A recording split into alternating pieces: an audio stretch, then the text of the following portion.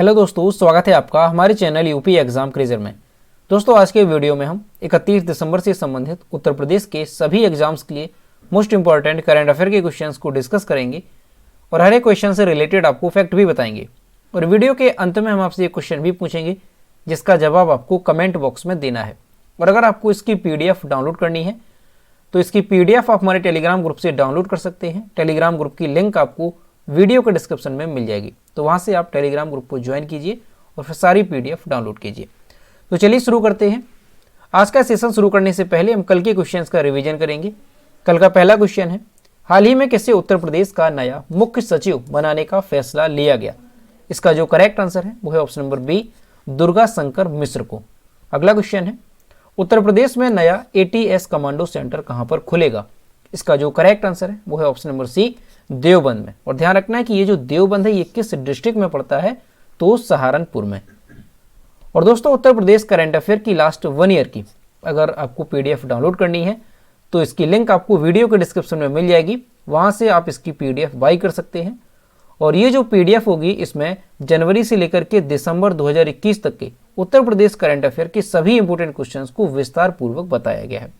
और दोस्तों, PDF download करने में अगर कोई प्रॉब्लम होती है तो साइट पर आपको WhatsApp नंबर और ईमेल मिल जाएगा जिस पर आप कांटेक्ट कर सकते हैं।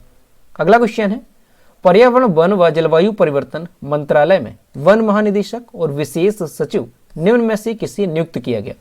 इसका जो करेक्ट आंसर है वो है ऑप्शन नंबर सी, चंद्र प्रकाश गोयल को।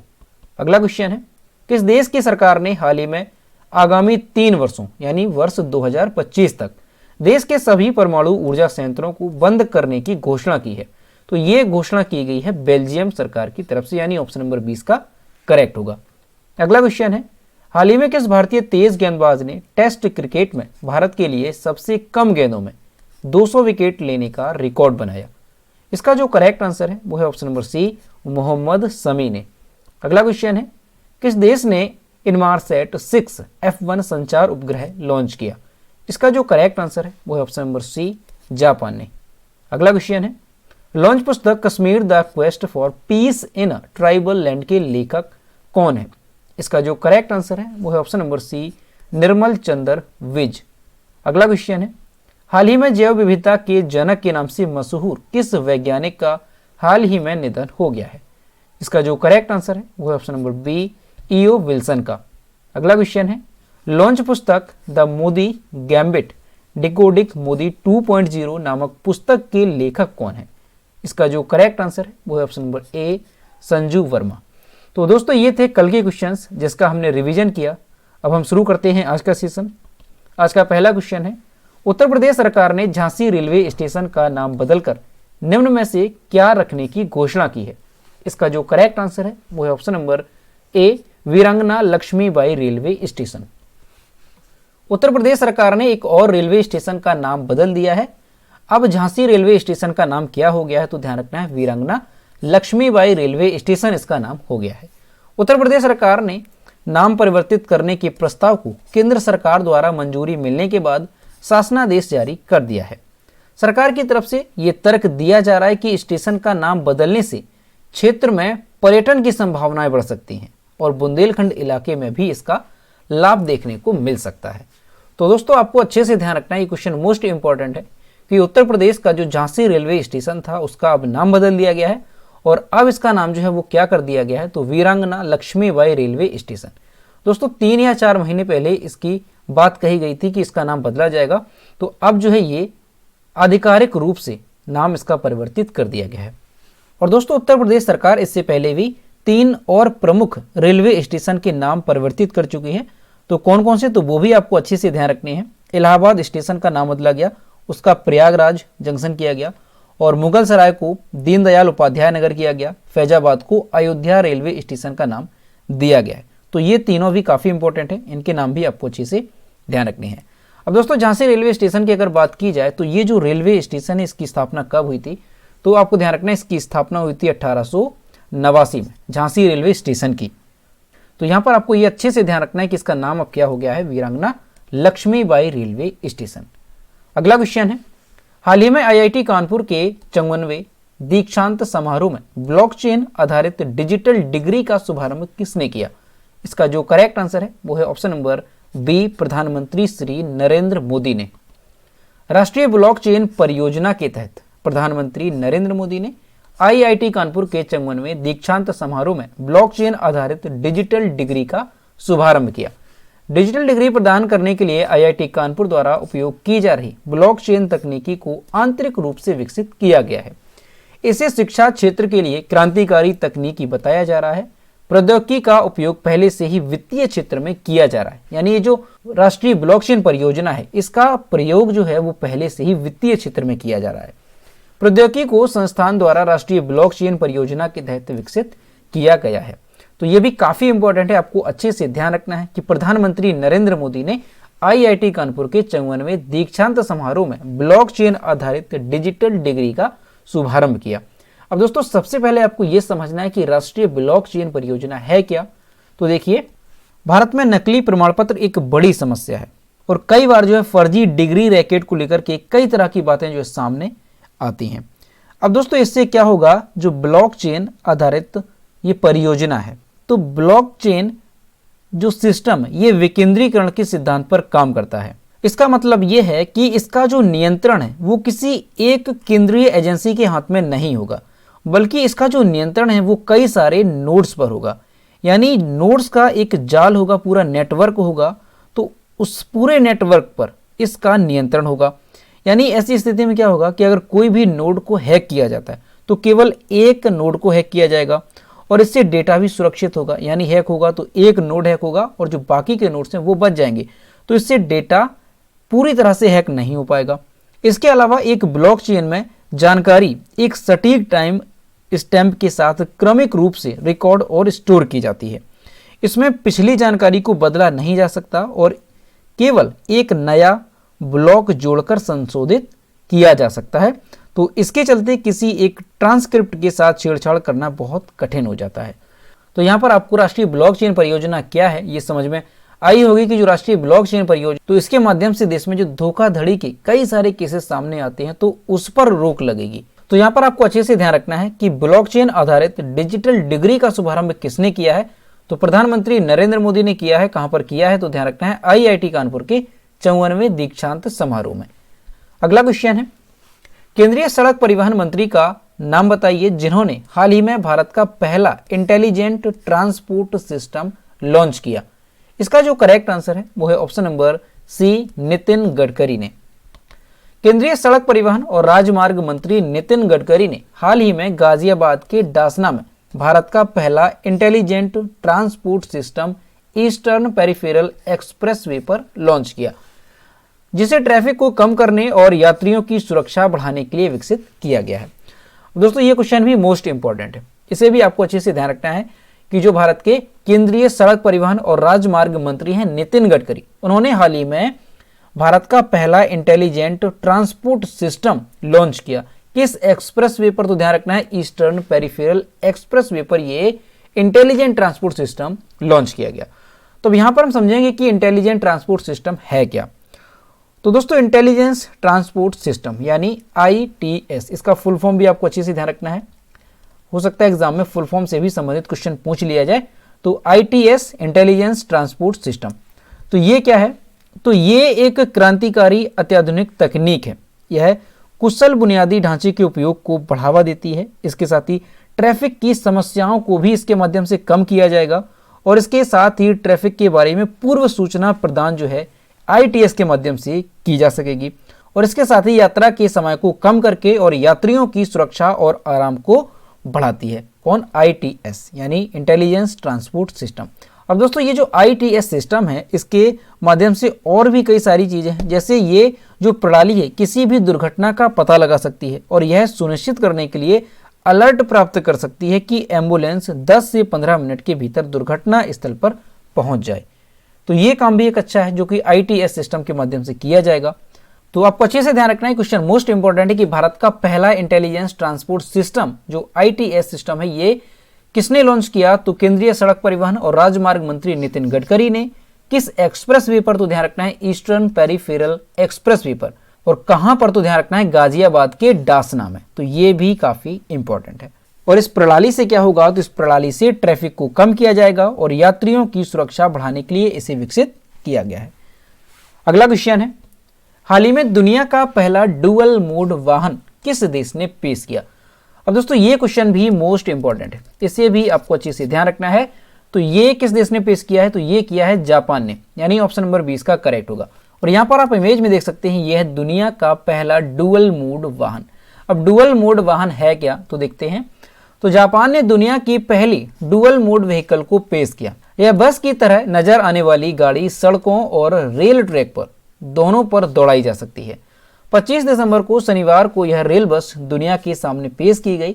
ये एक मिनी बस के साइज की है। जब ये बस सड़कों पर दौड़ेगी तो रबर के टायर इस्तेमाल करेगी, वहीं अगर रेलवे ट्रैक पर ये चलेगी तो ये स्टील व्हील्स का इस्तेमाल करेगी। अब दोस्तों इस रेल बस की अगर बात की जाए कि कितने स्पीड में चल सकती है, तो ये जो व्हीकल है ये सड़क पर 100 किलोमीटर प्रति घंटे की स्पीड से दौड़ सकती है, जबकि रेल पटरियों की अगर बात की जाए तो वहां पर ये 60 किलोमीटर प्रति घंटे की रफ्तार से दौड़ सकती है। और इस बस में कितने यात्री बैठकर यात्रा कर सकते हैं, तो 21 यात्री एक साथ इसमें बैठकर के यात्रा कर सकते हैं। तो ये क्वेश्चन मोस्ट इंपॉर्टेंट है, आपको अच्छे से ध्यान रखना है कि किस देश ने दुनिया की पहली डुअल मोड व्हीकल को पेश किया है, तो जापान ने। यानी ये जो व्हीकल होगा ये रेलवे ट्रैक पर भी चल सकेगा और ये सड़कों पर भी चल सकेगा। एक बार यहाँ पर आप इमेज में देखेंगे, इस तरह का ये व्हीकल होगा जहां पर दो आगे के पहिए होंगे ये इसके स्टील के होंगे और बाकी जो दो पीछे के पहिए होंगे ये रबर के होंगे। जब ये रेलवे ट्रैक पर चलेगा तो इन पहियों का इस्तेमाल करेगा, और जब ये रोड पर चलेगा यानी सड़क पर चलेगा तब ये रबर के पहियों का इस्तेमाल करेगी। अब दोस्तों जापान से भी संबंधित आपको ध्यान रखना है कि जापान की कैपिटल क्या है, तो टोक्यो जापान की कैपिटल है। जापान की प्राइम मिनिस्टर कौन है, तो फुमियो किशिदा जापान के प्राइम मिनिस्टर हैं। और जापान की करेंसी क्या है, तो जापानीज येन जापान की करेंसी है। अगला क्वेश्चन है, केंद्रीय शिक्षा मंत्रालय और अखिल भारतीय तकनीकी शिक्षा परिषद की तरफ से जारी अटल नवाचार रैंकिंग 2021 में किस आईआईटी संस्थान को लगातार तीसरी बार शीर्ष स्थान प्राप्त हुआ।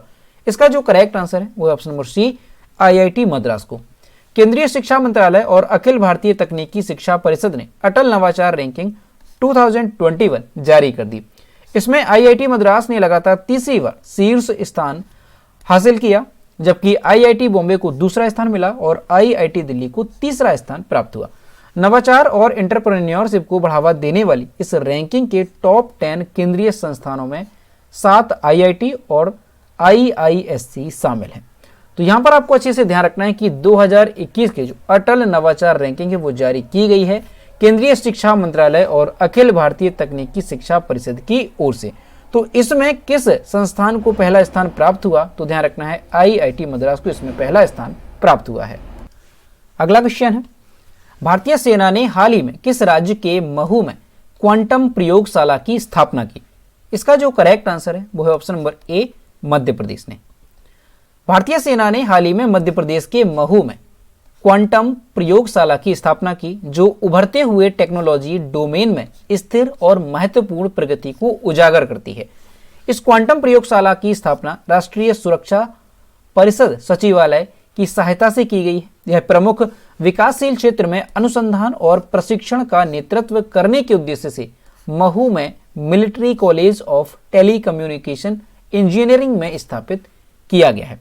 तो यहाँ पर आपको अच्छे से ध्यान रखना है कि किस राज्य में क्वांटम प्रयोगशाला की स्थापना की गई है, तो मध्य प्रदेश के महू में क्वांटम प्रयोगशाला की स्थापना की गई है। तो ये जो क्वांटम प्रयोगशाला होगी ये क्या करेगी, तो ये उभरते हुए टेक्नोलॉजी डोमेन में स्थिर और महत्वपूर्ण प्रगति को उजागर करती है। अब दोस्तों यहाँ पर मध्य प्रदेश की बात है, तो मध्य प्रदेश के बारे में जानते हैं। तो ये है मैप में मध्य प्रदेश। मध्य प्रदेश की कैपिटल क्या है, तो ध्यान रखना है भोपाल मध्य प्रदेश की कैपिटल है। मध्य प्रदेश के चीफ मिनिस्टर कौन है, तो शिवराज सिंह चौहान। और मध्य प्रदेश के गवर्नर कौन है, तो मंगू भाई छगन भाई पटेल मध्य प्रदेश के गवर्नर हैं। और मध्य प्रदेश में लोकसभा सीटों की संख्या कितनी है, तो ध्यान रखना है 29 यहाँ पर लोकसभा सीटों की संख्या है और 11 यहाँ पर राज्यसभा सीटों की संख्या है। और एक क्वेश्चन और भी आपको ध्यान रखना है कि जो मध्य प्रदेश है एरिया वाइज इसकी भारत में कौन सी रैंक है, तो ध्यान रखना है एरिया वाइज अगर देखा जाए तो ये 2nd नंबर पर आता है और 1st नंबर पर कौन सा है, तो राजस्थान। अब दोस्तों मध्य प्रदेश के बारे में अगर देखें तो इसके राष्ट्रीय उद्यानों से क्वेश्चन पूछे जाते हैं। तो इसके राष्ट्रीय उद्यान जो प्रमुख हैं वो आपको ध्यान रखने हैं। तो कौन कौन से हैं, तो बांधवगढ़ राष्ट्रीय उद्यान ये मध्य प्रदेश में है, फॉरेस्ट राष्ट्रीय उद्यान ये भी मध्य प्रदेश में है, कान्हा राष्ट्रीय उद्यान ये भी मध्य प्रदेश में है, माधव राष्ट्रीय उद्यान, पन्ना राष्ट्रीय उद्यान, पेंच राष्ट्रीय उद्यान और संजय राष्ट्रीय उद्यान और सतपुड़ा राष्ट्रीय उद्यान, ये जितने भी राष्ट्रीय उद्यान हैं ये मोस्ट इंपॉर्टेंट है, इससे अक्सर एग्जाम में क्वेश्चन पूछे जाते हैं। तो ये सभी आपको ध्यान रखने, ये कहाँ पर है, ये मध्य प्रदेश में स्थित है। अब देखिए यहाँ से बांध से भी क्वेश्चन पूछे जाते हैं कि मध्य प्रदेश में कौन कौन सी बांध है। तो बाढ़ सागर बांध ये सोन नदी पर है, भीमगढ़ बांध ये वैनगंगा नदी पर है, गांधी सागर बांध ये चंबल नदी पर है, इंदिरा सागर बांध ये नर्मदा नदी पर है और ओंकारेश्वर बांध ये नर्मदा नदी पर है। तो बांध से भी क्वेश्चन पूछे जाते हैं, तो ध्यान रखना है। और एक क्वेश्चन आपको और भी ध्यान रखना है कि किस राज्य में, भारत के किस राज्य में सबसे अधिक राष्ट्रीय उद्यान है, तो आपका आंसर होगा मध्य प्रदेश। तो ये सारी चीजें आपको मध्य प्रदेश से रिलेटेड अच्छे से ध्यान रखनी है। अगला क्वेश्चन है, हाल ही में जारी रिपोर्ट के अनुसार श्यामा प्रसाद मुखर्जी रूर्बन मिशन में कौन सा राज्य प्रथम स्थान पर रहा? इसका जो करेक्ट आंसर है वो है option number B, Telangana. Shyama Prasad Mukherjee rurban mission को लागू करने वाले 34 राज्यों और केंद्र शासित प्रदेशों में तेलंगाना ने पहला स्थान प्राप्त किया। तमिलनाडु और गुजरात ने सूची में क्रमशः दूसरा और तीसरा स्थान प्राप्त किया। क्लस्टर की रैंकिंग में अगर देखा जाए तो 295 समूहों में संगारेड्डी के रयाकल क्लस्टर और तेलंगाना में कामारेड्डी के जुक्कल क्लस्टर ने पहला और दूसरा स्थान प्राप्त किया और मिजोरम के आइजोल के एबॉक क्लस्टर ने तीसरा स्थान हासिल किया। अब दोस्तों ये क्वेश्चन भी इंपॉर्टेंट है, आपको अच्छे से ध्यान रखना है कि जो श्यामा प्रसाद मुखर्जी रूरबन मिशन है इसके अनुसार जो है भारत में किस राज्य को पहला स्थान प्राप्त हुआ, तो ध्यान रखना है तेलंगाना को। दूसरा किसे प्राप्त हुआ, तो तमिलनाडु को, और तीसरा हुआ है गुजरात को। और इसके साथ ही क्लस्टर की रैंकिंग में भी आपको ध्यान रखना है, 295 समूह थे, इसमें संगारेड्डी के रयाकल क्लस्टर को पहला स्थान मिला और तेलंगाना के कामारेड्डी के जुक्कल क्लस्टर को दूसरा स्थान मिला। देखिए यहाँ पे क्वेश्चन अगर पूछा जाएगा तो आपसे ये पूछा जाएगा कि देश के क्लस्टर की रैंकिंग में किस समूह को पहला स्थान प्राप्त हुआ, तो यहाँ पर आपको ऑप्शन में रयाकल क्लस्टर मिल जाएगा, तो यही आपका करेक्ट हो जाएगा। अब दोस्तों यहाँ पर हम समझेंगे कि श्यामा प्रसाद मुखर्जी रूरबन मिशन है क्या, तो इस मिशन के बारे में जानते हैं।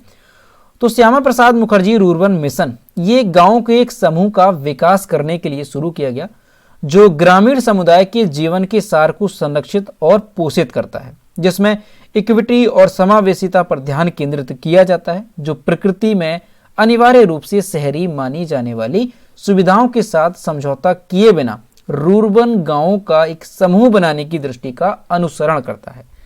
श्यामा प्रसाद मुखर्जी रूरबन मिशन का उद्देश्य स्थानीय आर्थिक विकास को प्रोत्साहित करना और बुनियादी सेवाओं को बढ़ाना और सुनियोजित रूरबन क्लस्टर बनाना है।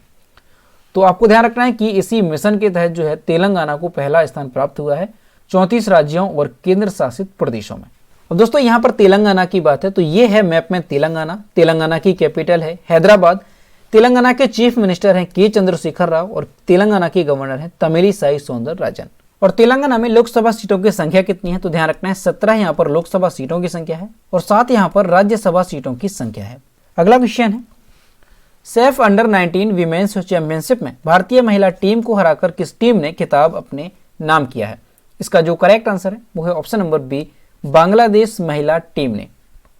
बांग्लादेश महिला टीम ने हाल ही में सैफ अंडर 19 वीमेंस चैंपियनशिप में भारतीय महिला टीम को हराकर यह खिताब अपने नाम किया। इस टूर्नामेंट में बांग्लादेश की शाहिदा अख्तर रिपा ने सबसे अधिक गोल किए, जिसके लिए उन्हें सबसे मूल्यवान खिलाड़ी के पुरस्कार से सम्मानित किया गया। तो अच्छे से ध्यान रखना है कि सैफ अंडर 19 वीमेंस चैंपियनशिप में भारतीय महिला टीम को हराकर खिताब किसने जीता, तो बांग्लादेश महिला टीम ने। अगला क्वेश्चन है, भारत तिब्बत सीमा पुलिस बल यानी आईटीबीपी के महानिदेशक संजय अरोड़ा को निम्न में से किस विभाग का अतिरिक्त प्रभार दिया गया है? इसका जो करेक्ट आंसर है वो है ऑप्शन नंबर बी, सशस्त्र सीमा बल। भारत तिब्बत सीमा पुलिस बल यानी आईटीबीपी के महानिदेशक संजय अरोड़ा को सशस्त्र सीमा बल एसएसबी विभाग का अतिरिक्त प्रभार दिया गया है। एसएसबी के प्रमुख कुमार राजेश चंद्र 31 दिसंबर को सेवानिवृत्त हो रहे हैं। बिहार कैडर के 1985 बैच के आईपीएस अधिकारी राजेश चंद्र ने जनवरी 2019 में सशस्त्र सीमा बल यानी एसएसबी के महानिदेशक के रूप में पदभार संभाला था। तो ये जो है 31 दिसंबर को सेवानिवृत्त हो रहे हैं राजेश चंद्र। तो अब इनकी जगह पर जो है किसे सशस्त्र सीमा बल का अतिरिक्त प्रभार दिया गया है, तो आपको अच्छे से ध्यान रखना है संजय अरोड़ा को। और जो संजय अरोड़ा ही ये वर्तमान में भारत तिब्बत सीमा पुलिस बल यानी आईटीबीपी के भी महानिदेशक हैं। तो दोनों आपको अच्छे से ध्यान रखने हैं। अगला क्वेश्चन है, हाल ही में बॉलीवुड के किस प्रसिद्ध फिल्म निर्माता का निधन हो गया है? इसका जो करेक्ट आंसर है वो है ऑप्शन नंबर डी, विजय गलानी का। बॉलीवुड के जाने माने प्रोड्यूसर विजय गलानी का निधन हो गया। 50 साल की उम्र में उन्होंने लंदन के एक अस्पताल में आखिरी सांस ली। विजय गलानी बीते काफी समय से कैंसर से पीड़ित थे और लंदन में अपना इलाज करा रहे थे। प्रोड्यूसर विजय गलानी सलमान खान, अक्षय कुमार सहित बॉलीवुड के कई दिग्गज निर्माताओं और सितारों संग काम कर चुके हैं। उन्होंने गोविंदा, मनीषा कोइराला की फिल्म अचानक को भी प्रोड्यूस किया है। तो दोस्तों आपको अच्छे से ध्यान रखना है कि अगर आपसे पूछा जाता है कि हाल ही में विजय गलानी का निधन हुआ, ये कौन थे, तो ये एक बॉलीवुड के जाने माने प्रोड्यूसर थे और इनका 50 साल की उम्र में निधन हुआ है, तो ये भी आपको ध्यान रखना है। तो दोस्तों ये थे 31 दिसंबर से संबंधित उत्तर प्रदेश के सभी एग्जाम्स के लिए मोस्ट इंपॉर्टेंट करंट अफेयर के क्वेश्चन जो कि हमने डिस्कस किए। अब हम देखते हैं कल के वीडियो का क्वेश्चन जो हमने आपसे पूछा था। तो ये है कल के वीडियो का क्वेश्चन जो हमने आपसे पूछा था। हाल ही में स्वच्छ भारत मिशन के अंतर्गत उत्तर प्रदेश के कितने स्थान आइकॉनिक प्लेस के रूप में चुने गए हैं? इसका जो करेक्ट आंसर था वो ऑप्शन नंबर ए था, 2 स्थानों को, और लगभग सभी स्टूडेंट्स ने इसके सही जवाब किए। और मैं आपसे हर रोज कहता हूं कि जो भी क्वेश्चन आपसे पूछा जाए तो सभी लोग उसका आंसर जरूर किया करो। तो यह है आज का क्वेश्चन, निम्न में से कौन सा भारतीय विकेट कीपर 26 मैचों में 100 शिकार करने वाले भारत के पहले विकेट कीपर बन गए हैं? ऑप्शन नंबर ए है ऋषभ पंत, बी है केएल राहुल, सी है दिनेश कार्तिक और डी है रिद्धिमान साहा। तो इसका जो भी करेक्ट आंसर है वो आपको कमेंट बॉक्स में बताना है। और दोस्तों सभी लोग क्वेश्चन का आंसर जरूर किया करो। तो दोस्तों अगर आपको आज का वीडियो पसंद आया हो तो वीडियो को लाइक करें, शेयर करें, और अगर अभी तक हमारे चैनल पर नए हैं तो चैनल को सब्सक्राइब करना ना भूलें। साथ ही बेल आइकन को भी प्रेस करें ताकि टाइम टू टाइम नोटिफिकेशन आप तक पहुंचता रहे।